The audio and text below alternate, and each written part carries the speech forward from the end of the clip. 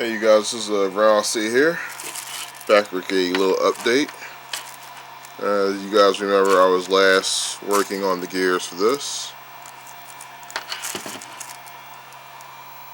So I'm going to grab my tools real quick. I'll show you I have my tools ready. Now I just got to finish getting back from the hobby shop the other day. Got some couplers for a HO train. These are HO, right? Yeah, they're HO.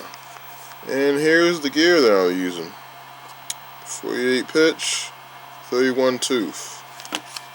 So let's get this thing opened up.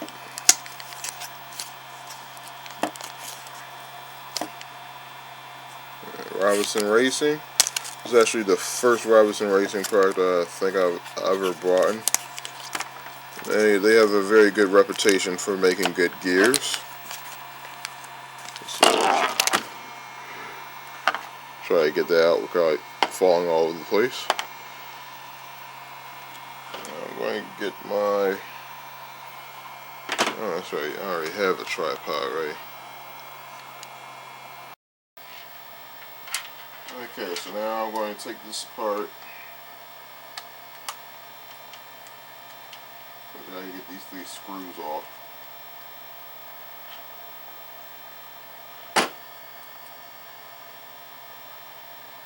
One of the screws is still in here.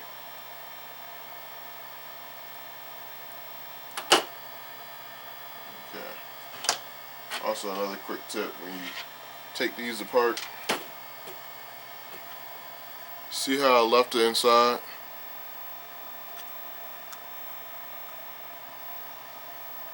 See how I left the screws inside? This way it keeps you from losing your screws. I also did it with this part too, just in case you haven't watched any of my other videos. So now we are going to stick this on. Now you see this pinion is definitely going to be able to come in contact with that spur gear. Now I just got to make an adjustment on the motor.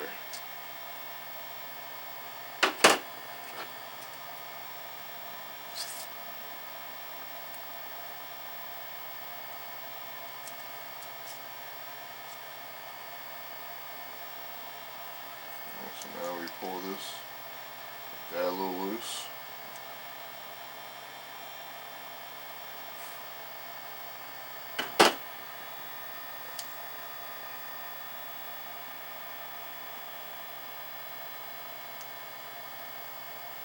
Okay, now it is exactly where I need it to be. Not exactly where I need it to be, but I know the part is good. It's solid, so you want to have it lined up just like that. See how it's nice and flush? It's perfect. Oh, another mind that's just my charger charging up a battery so I could drive that. I want you to see what difference it makes. I know one thing, this gear is definitely going to make it so I don't need to have the motor so far out. This is a little bit bigger than what I want. This is a 32, if I wanted something more of maybe a 27. But I can always see if I could get a smaller spur gear put on here.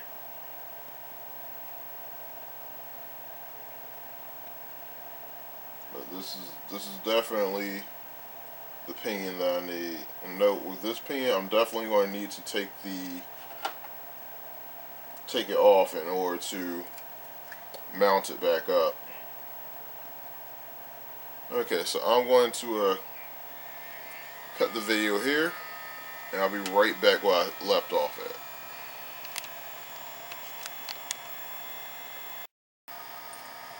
Okay, now I do want to get this on film.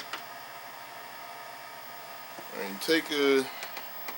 now this is a brand new one. This is a little grub screw.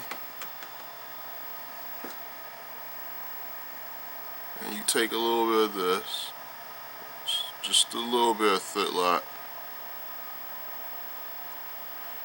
and you're going to want to put that on there.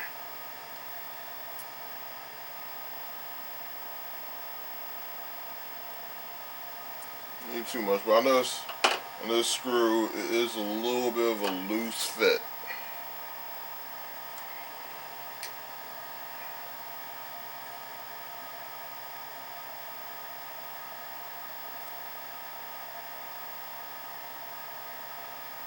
And you stick in.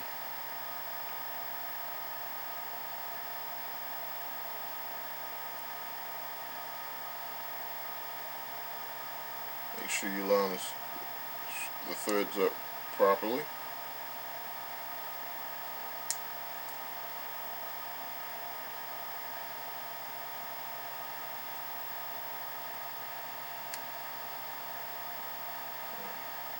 I don't really like it as a grub screw too much. That's on here. But it is going down and is attached to the motor. As you see, the shaft is spinning. You can see that little flat spot. I know it's a little bright out today.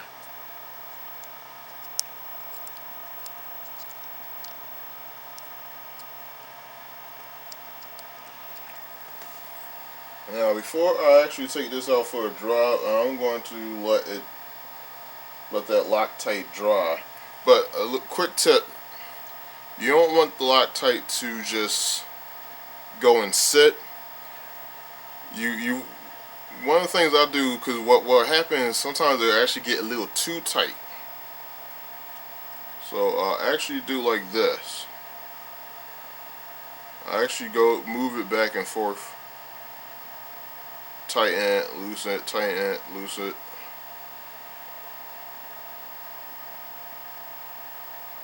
But for now, I'll leave it like that. One of the reasons why is because I don't want it to move while I'm adjusting the motor, the pinion and the spur.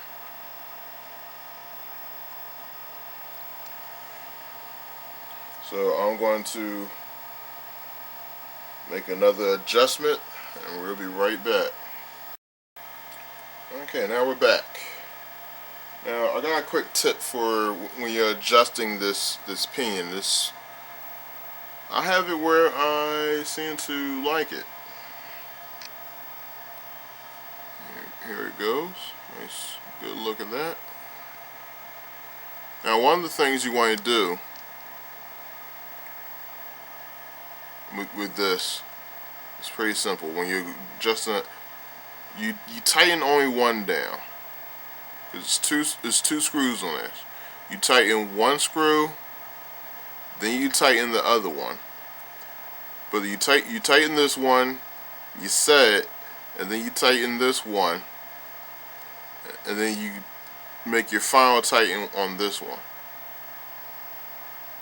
Well, I mean, after you do this one, then you go all the way down, and you know, if you have to make a little adjustments so that the unit can get into proper mesh. Your gear mesh is very important to the longevity of your motor and your gears. Now this little plastic spur gear has been doing pretty well on this 55 turn brush motor. Yeah, see that? Sorry about the reflection.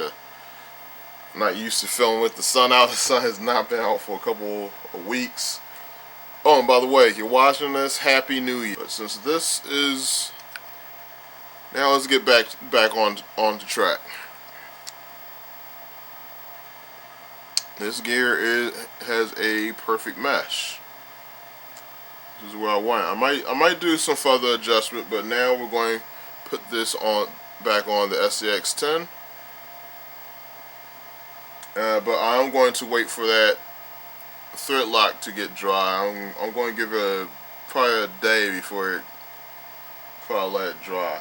And I'm also going back it out. I'm going back out the grub screw. The reason why I say back out the grub screw, because if something goes wrong, you could just put it back in. So I'm going to let it sit, let that thread lock dry, because that grub screw is not really tight inside the pinion. If it was tight in the pinion, I probably wouldn't even bother to even use thread lock. But since it's not tight, and you know, mel in this hobby equals a pinion that's popping loose. So I like to say I've done a great job on this gear swap. But in the next video, I will be reattaching it to the vehicle. Well, actually, no, I'm not even going to show this, because anyone who has one of these, you already know how you reattach and how you do all that. But I will be showing a running video to show a comparison of the speed. You could compare it to some of my older videos.